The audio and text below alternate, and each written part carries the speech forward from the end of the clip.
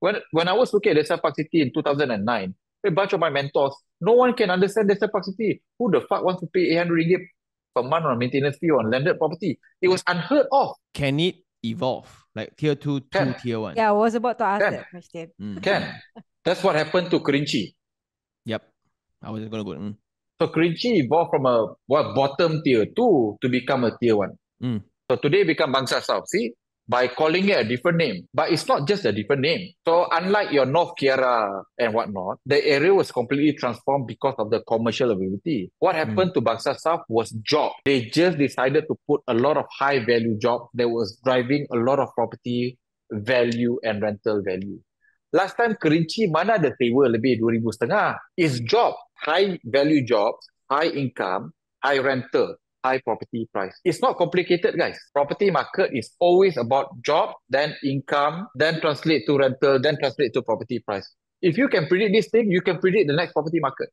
Now, the only exception to this rule, which is also what we call tier jumpers, right? So it's jumper. Last time tier 3 jadi tier 2. Tier 2 become tier 1. The only exception to this rule, if you ask me, was actually Desa Park City. Went from tier 2, bottom tier 2, Jinjang Kepong side, right? The unwanted side of Kepong some more, right?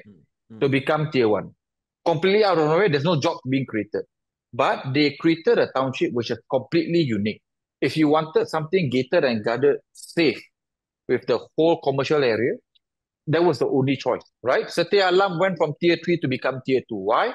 Highway accessibility more. Majority part of Kelang is still tier 3, but Setia Alam, the place that even Klang people say Ulu before the highway open lah kan. Betul lah? Because you have to go through Klang, right? You have to go to Setia Alam those days, right?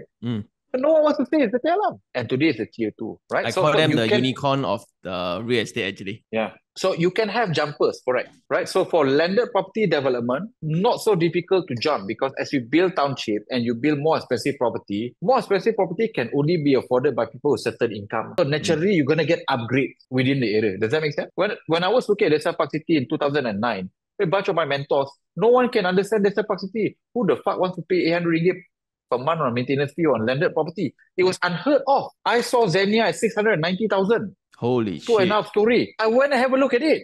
And you know, at that point of time, LE pun tak lepas lah kan. So, but tengok-tengok lah because my mentor semua tengok. All my mentor come to the conclusion, better buy condo. All of us were idiots. We were behind on the future trend.